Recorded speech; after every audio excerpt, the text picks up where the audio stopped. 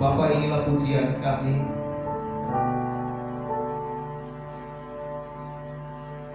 Kami percaya bahwa firman-Mu berkata Engkau beserta dengan kami. Dan kami sangat bersyukur Tuhan. Kami bangga memiliki Allah seperti Engkau, Allah yang tidak pernah tinggalkan kami. Kami percaya di dalam setiap gelombang dalam hidup kami, Engkau ada di sana. Engkau ada bersama-sama dengan kami. Setiap kesulitan-kesulitan yang kami alami, kami yakin dan percaya Tuhan juga ada di sana. Engkau tidak pernah tinggalkan kami.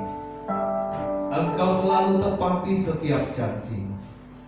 Dan kami bersyukur Tuhan, pada hari ini kami boleh ada sebagaimana kami ada. Ini karena penyertaan Tuhan dalam hidup kami.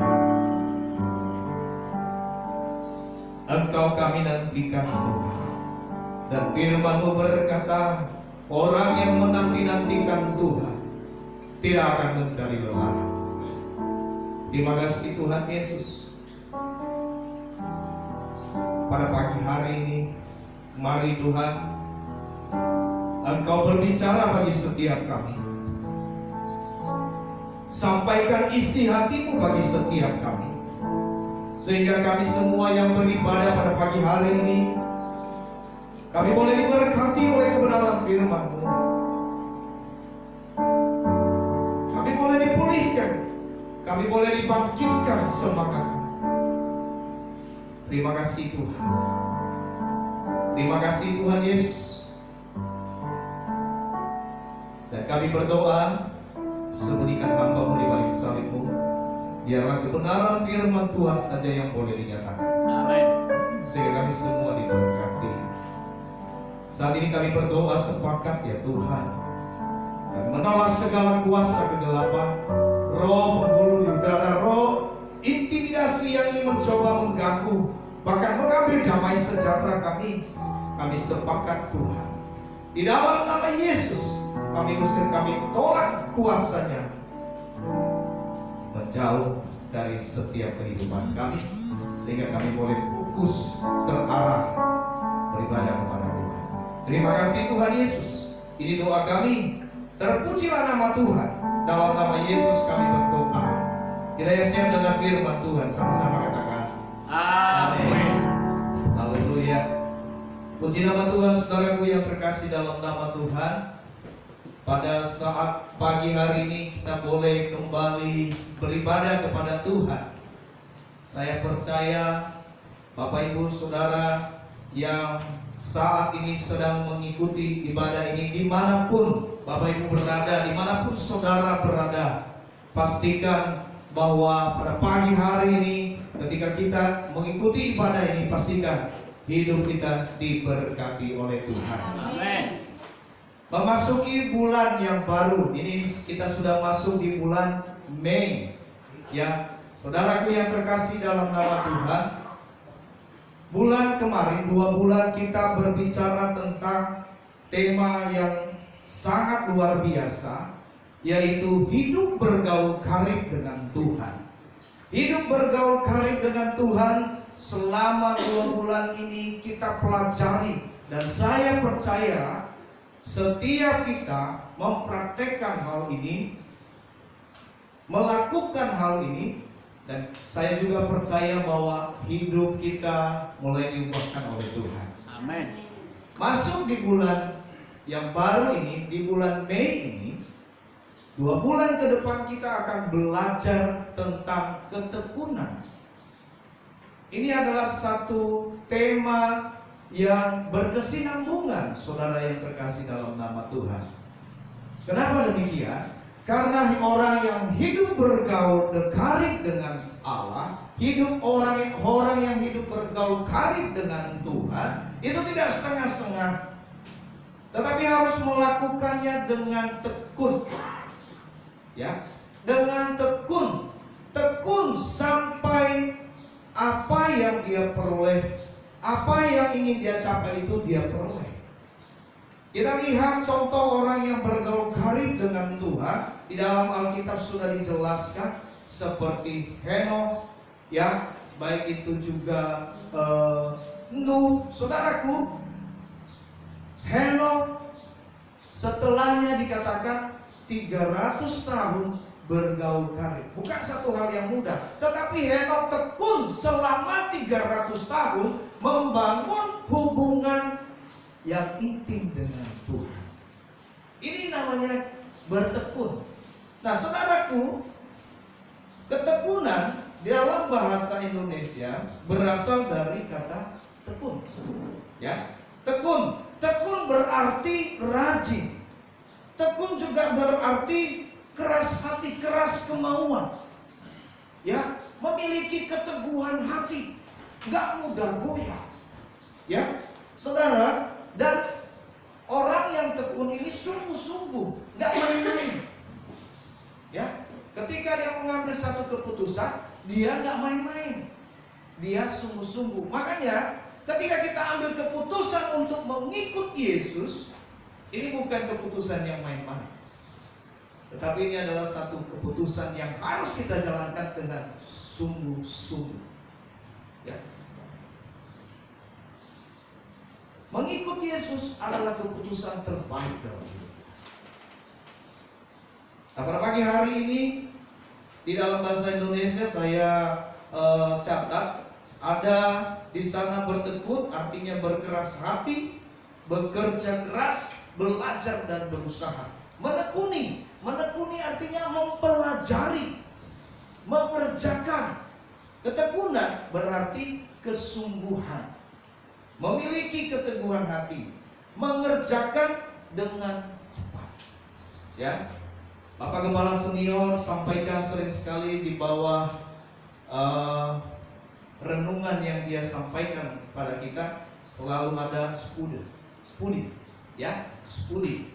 Nah, spudi ini, saudaraku yang terkasih dalam nama Tuhan, ya, adalah berarti tekun, bergerak cepat, inovatif, kreatif, berhikmat, berkarakter seperti Kristus. Ini adalah lawan kata malas. Jadi makanya kalau misalnya kita bertemu dengan Bapak Gembala Senior kita, selalu spudi, ya. Ya, spudi artinya apa? Tekun, bergerak cepat, semangat, ya.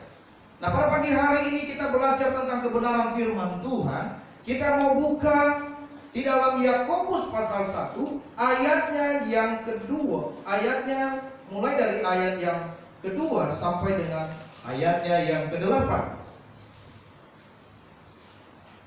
Saudaraku yang saat ini sedang mengikuti pada online ini, boleh ambil Alkitab saudara, boleh kita sama-sama baca kebenaran firman Tuhan pada pagi hari ini.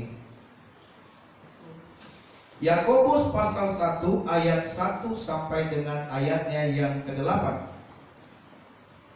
Firman Tuhan berkata, salam dari Yakobus, hamba Allah dan Tuhan Yesus Kristus, kepada ke-12 suku di perantauan. Saudara-saudaraku, anggaplah sebagai suatu kebahagiaan apabila kamu jatuh dalam berbagai-bagai pencobaan, Sebab kamu tahu bahwa ujian terhadap imanmu itu menghasilkan ketekunan. Dan biarkanlah ketekunan itu memperoleh buah yang matang, supaya kamu menjadi sempurna dan utuh, tak kekurangan sesuatu apapun. Tetapi apabila di antara kamu ada kekurangan hikmat, hendaklah ia memintanya kepada Allah yang memberikan kepada semua orang dengan murah hati dan dengan tidak membangkit-bangkit, maka hal itu akan diberikan kepadanya. Hendaklah ia memintanya dalam iman dan sama sekali jangan bimbang. Sebab orang yang bimbang sama dengan gelombang laut yang diombang-ambingkan kian kemari oleh angin. Orang yang demikian janganlah mengira bahwa ia akan menerima sesuatu dari Tuhan. Sebab orang yang mendua hati tidak akan tenang dalam hidupnya. Haleluya. Bapak Ibu Saudaraku yang terkasih dalam nama Tuhan, tekun adalah satu keputusan atau ketetapan hati yang kuat untuk bersungguh-sungguh. Sekali lagi saya jelaskan bahwa tekun itu rajin dan tuntas di dalam melakukan hal apapun yang dipercayakan kepadanya. Ia tuntas menyelesaikan setiap program, setiap pekerjaan, setiap usaha. Ia pasti mencapai kepada tujuannya. Inilah tekun, saudara yang terkasih. Adalah seorang orang yang tekun itu adalah seorang yang fokus, ya, fokus, nggak goyah. Ia fokus kepada tujuannya, tidak mudah mendua hati. Orang yang tekun itu nggak mudah mendua hati. Kenapa? Yang juga nggak mudah percaya, karena apa yang sudah dia percaya itu saja, ya, itu saja.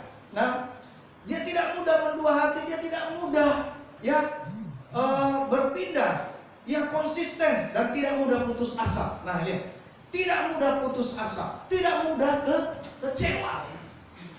Ini adalah orang yang bertekun. Ya, ketika dia tekun, apapun yang terjadi, terjadilah. Tetapi saya harus tetap sampai pada tujuan saya. Nah, Alkitab jelaskan bahwa hanya orang yang tekun sajalah yang akan menghasilkan buah. Kita lihat di dalam Lukas pasal 8 ayat 15. Ya. Lukas pasal 8 ayat 15, bahkan dikatakan di dalam Yakobus 5 ayat 11, dikatakan bahkan memperoleh porsi yang ganda. Jadi ketekunan, saudara yang terkasih, adalah satu kekuatan untuk kita menghasilkan buah. Ketekunan adalah satu cara supaya kita mencapai tujuan kita.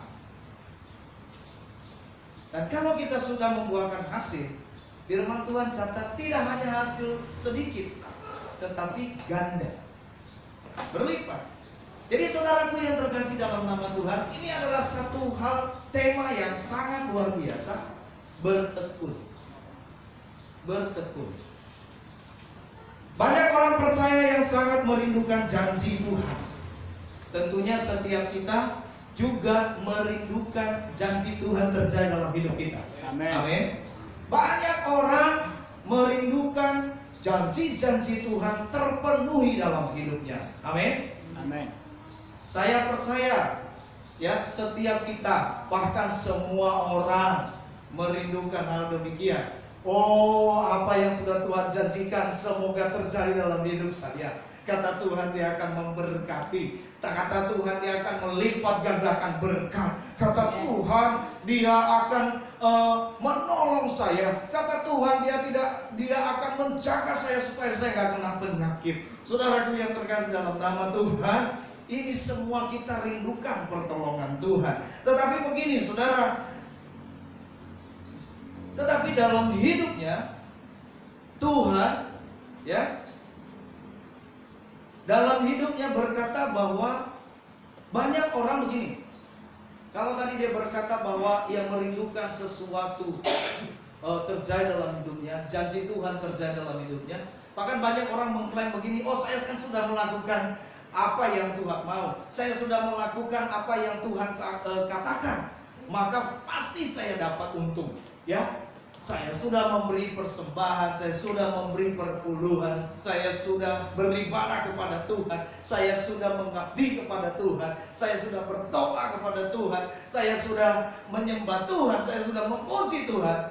Saya percaya pasti berkat Tuhan turun atas saudaraku yang terkasih dalam nama Tuhan. Ya. Namun demikian, sekalipun kita melakukan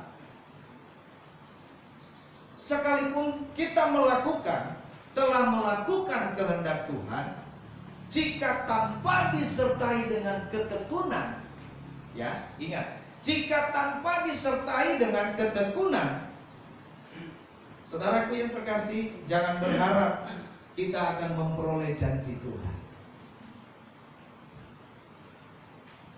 Ya. Sekalipun, ingat, sekalipun kita telah melakukan kehendak Tuhan, makanya firman Tuhan berkata pada waktu itu nanti akan ada banyak orang, oh Yesus, aku telah melakukan mukjizat, aku telah melayani Engkau. Tuhan bilang, aku tidak kenal. Ya. Aku tidak mengenal. Ya, enyalah. Saudaraku yang terkasih dalam nama Tuhan, tanpa disertai dengan ketekunan, maka semuanya sia-sia. Apa maksudnya, saudara? Hari ini ketika kita selesai dari ibadah, kita disegarkan oleh firman Tuhan, kita berkata, oh mulai hari ini saya mau sungguh-sungguh di hadapan Tuhan. Hari Senin, hari Selasa masih bisa, Rabu, Kamis, Jumat, Sabtu, wah, ya, lupa Tuhan. Mulai lagi Minggu, oh mulai lagi bersungguh-sungguh. Hari Minggu dia bilang Tuhan pasti berkati, karena hari Senin, hari Selasa saya sudah lakukan. Oh saudaraku yang terkasih dalam nama Tuhan, yang Tuhan maksud adalah terus-menerus, tekun, rajin, sampai engkau menghasilkan buah. Amin. Amin. Dan ketika engkau pun menghasilkan buah, engkau akan tetap lanjut untuk mempertahankan buah itu tetap baik. Ya. Ada banyak orang, saudara yang terkasih dalam nama Tuhan, menemukan kegagalan, ya, gagal dalam hidup ini. Awal ia begitu rajin, ia begitu luar biasa, tapi ketika sampai dengan posisi yang dia inginkan, dia merasakan nyaman. Ketika dia sudah merasakan nyaman, ia mulai goyah. Untuk mencapai sesuatu itu mudah, mempertahankannya susah. Saya pernah ketika di bangku sekolah, untuk mencapai juara 1, wow, mudah sekali. Tetapi untuk mempertahankan juara 1 itu, saingan semakin banyak. Jadi Bapak Ibu saudaraku yang terkasih di dalam nama Tuhan, ya, ketekunan adalah unsur yang paling penting yang harus kita miliki dalam hidup ini.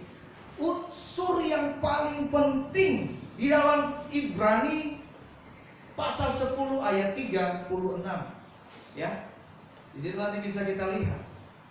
Saudaraku yang terkasih dalam nama Tuhan, dan kalau engkau sudah melakukan semuanya itu, ya, maka engkau akan menghasilkan buah. Coba kita baca di dalam Ibrani supaya kita tidak salah. Ibrani 10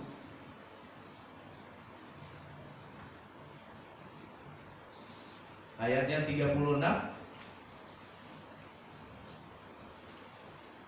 Coba saudara Daniel baca.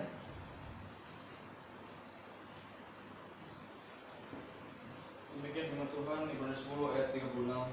Sebab kamu memerlukan ketekunan, supaya sesudah kamu melakukan kehendak Allah, kamu memperoleh apa yang diinginkan itu. Amin. Ya. Kedengaran? Saudara yang sedang menonton dengar? Puji nama Tuhan, saya singgah. Ya, saya baca sekali lagi. Sebab kamu memerlukan ketekunan, supaya sesudah kamu melakukan kehendak Allah, kamu memperoleh apa yang dijanjikan. Jadi ketekunan saudaraku yang terkasih dalam nama Tuhan adalah satu unsur terpenting untuk mencapai keberhasilan. Maka itu kita harus perlu tekun. Ya, orang yang jualan tekunlah. Ya, tekun berjualan sampai mendapat hasil. Orang yang berusaha tekunlah melakukan usahanya. Jangan kebanyakan usaha bingung mana yang mau ditekuni. Ya. Jadi saudaraku yang terkasih dalam nama Tuhan, seperti itu pekerjaan juga. Ya. Udah ada pekerjaan, lamar lagi di sana, bingung nanti. Ya, yang mana yang kita mau ambil? Ya. Pilihan.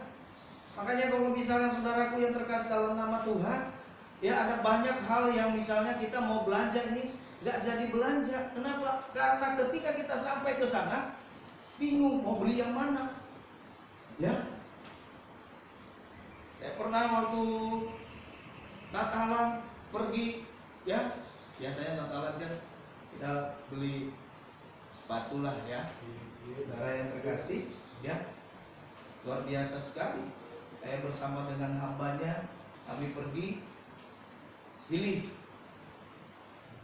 ya. Saudara sampai di sana karena kebanyakan model bingung. Akhirnya saya bilang nggak jadi deh beli. Ya, nggak jadi. Kenapa? Karena kita kebanyakan lihat labil. Padahal sebenarnya ini labil, ya. Daniel bilang labil, ya. Makanya fokus satu.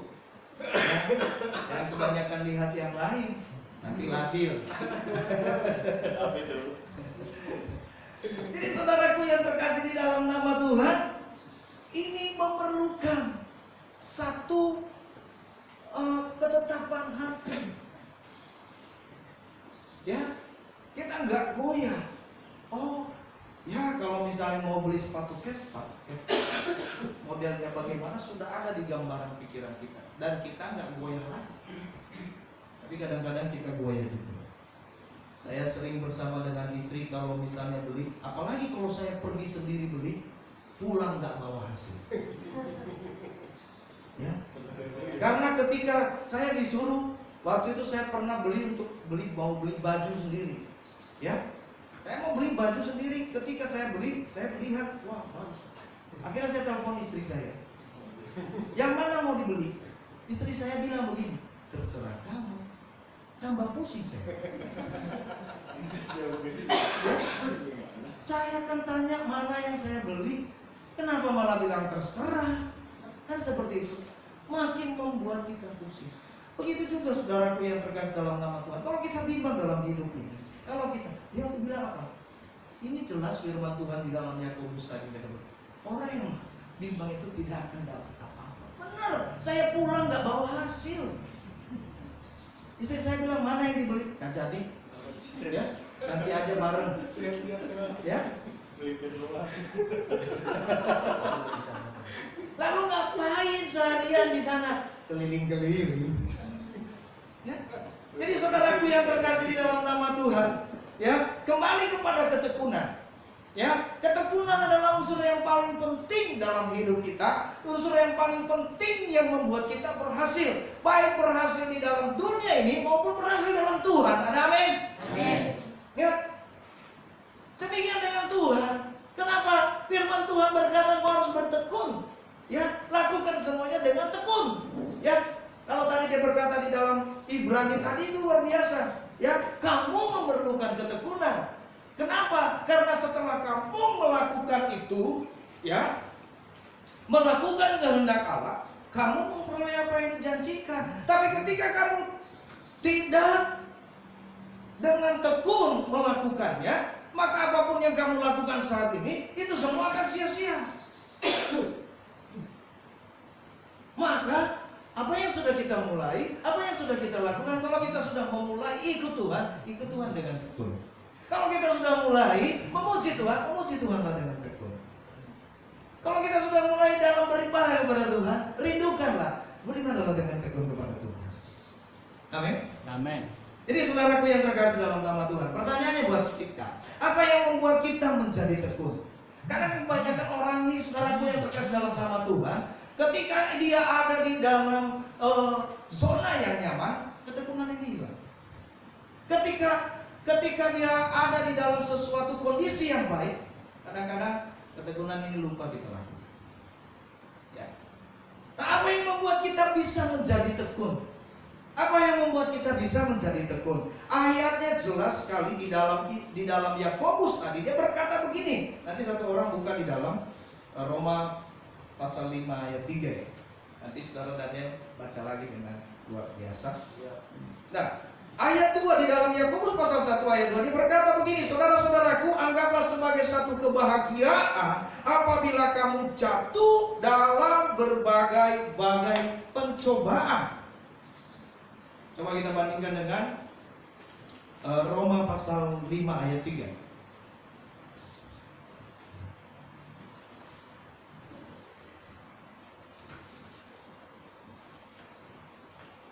Saudara,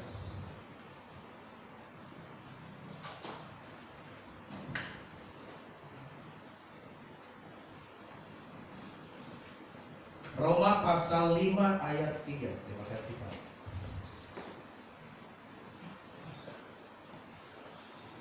Oke, silakan. Roma 5 ayat 3. Dan bukan hanya itu saja, kita malah bermoga juga dalam kesusahan kita, karena kita tahu bahwa kesusahan itu menimbulkan ketekunan. Amin. Dan bukan hanya itu saja, malah kita bermegah juga dalam kesengsaraan kita, karena kita tahu bahwa kesengsaraan itu menimbulkan ketekunan. Jadi saudaraku yang terkasih dalam nama Tuhan, apa yang membuat kita tekun? Apa yang membuat kita ini bisa menjadi rajin? Apa yang bisa membuat kita menjadi fokus? Apa yang membuat kita menjadi memiliki satu inspirasi yang luar biasa, memiliki satu pemikiran bagaimana cara keluar dari zona tidak nyaman? Saudaraku yang terkasih dalam nama Tuhan, ya, kita menjadi tekun apabila kita mengalami yang namanya ketika kita mengalami penderitaan.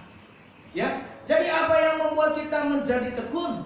Saudaraku, yang pertama adalah ketika kita ternyata firman Tuhan bilang apa? Ketika kita mengalami penderitaan, sengsara. Ya, ketika kita mengalami penderitaan, ketika kita lihat ada orang yang berhasil, saudaraku yang terkasih dalam nama Tuhan, ada banyak orang yang berhasil kita lihat. Oh, lihat kehidupan mereka sangat luar biasa. Lalu kita berkata, oh saya ingin seperti dia, saya ingin sekali seperti orang itu. Ya, udah kaya, baik lagi, waduh saudaraku yang terkasih, ya, kita ingin sekali. Tapi pernah nggak kita coba untuk mendekat? Lalu kita tanya, ya, sejauh ini Bapak berhasil. Kok bisa sih Bapak berhasil? Ya, masing-masing orang punya cerita. Dan awal dari ceritanya pasti adalah